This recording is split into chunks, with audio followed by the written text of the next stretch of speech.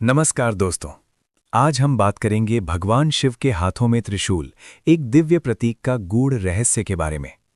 ओम नमः शिवाय।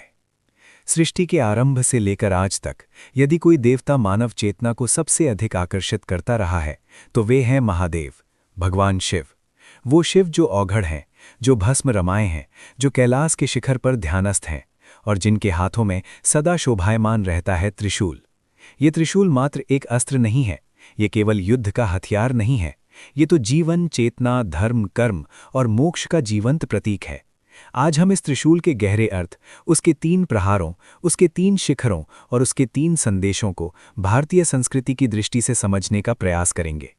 भारतीय संस्कृति में किसी भी देवता का कोई भी आयुध केवल भौतिक वस्तु नहीं होता, वो एक तत्व ज्ञान होता है।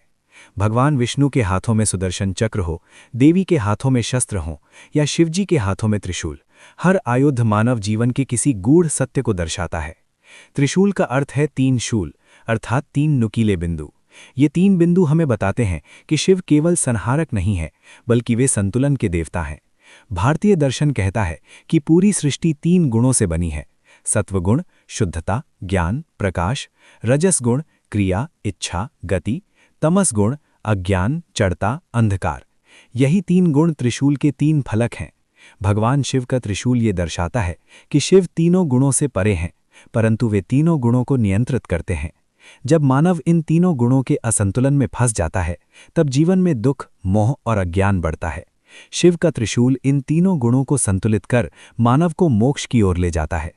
भारतीय संस्कृति समय को रेखा नहीं मानती, बल्कि उसे चक्र मानती है। त्रिशूल के 3 शिखर दर्शाते हैं: भूत, जो हो चुका है; वर्तमान, जो चल रहा है; भविष्य, जो आने वाला है। भगवान शिव को कहा गया है महाकाल। महाकाल वो हैं जो समय के भी स्वामी हैं। जब शिव त्रिशूल धारण करते हैं तो ये संकेत होता है कि समय शिव के अधीन है, शिव समय के नहीं। मानव भूत की पीड़ा में जीता है, वर्तमान में उलझा रहता है और भविष्य की चिंता करता है। शिव का त्रिशूल इन तीनों कालों को भेद कर मानव को कालातीत चेतना में ले जाता है। भारतीय संस्कृति में सृष्टि की व्यवस्था 3 शक्तियों से चलती है: ब्रह्मा, सृष्टि के रचयिता; विष्णु, सृष्टि के पालनकर्ता; महेश यानी शिव, सृष्टि के संहारक। त्रिशूल के 3 शिखर इन तीनों शक्तियों के प्रतीक हैं, परंतु ध्यान दीजिए, त्रिशूल शिव के हाथ में है।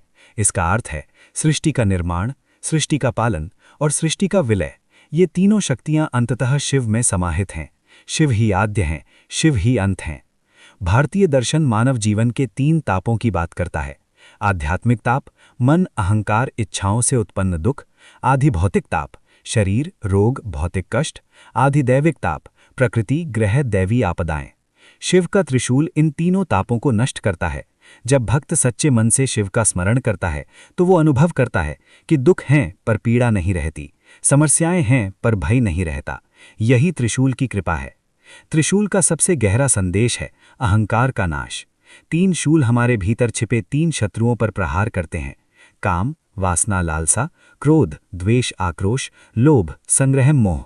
भगवान शिव का त्रिशूल इन तीनों विकारों को भेद देता है। इसलिए शिव को कहा गया भोलेनाथ, क्योंकि वे अहंकार से मुक्त हैं। योग शास्त्र में भी 3 प्रमुख नाड़ियां बताई गई हैं: एड़ा, पिंगला, सुषुम्ना। त्रिशूल इन 3 नाड़ियों का प्रतीक है। जब योगी साधना करता है और एड़ा, पिंगला संतुलित होकर सुषुम्ना में प्रवाहित होती हैं, तब कुंडलिनी जागरण होता है। इसलिए शिव को आदि योगी कहा गया है। त्रिशूल उनके यौगिक विज्ञान का प्रतीक है। त्रिशूल देखने में उग्र लगता है, पर शिव का त्रिशूल करुणा से भरा है।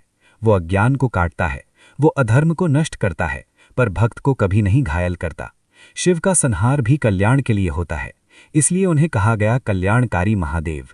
त्रिशूल हमें सिखाता है संतुलन में रहना, अहंकार छोड़ना, समय से ऊपर उठना, गुणों का दास न बनना और अंततः शिवत्व को प्राप्त करना। जब भी आप भगवान शिव की मूर्ति या चित्र देखें और उनके हाथों में त्रिशूल देखें, तो याद रखिए, ये अस्त्र नहीं, उपदेश है। ये हथियार नहीं, मार्गदर्शन है।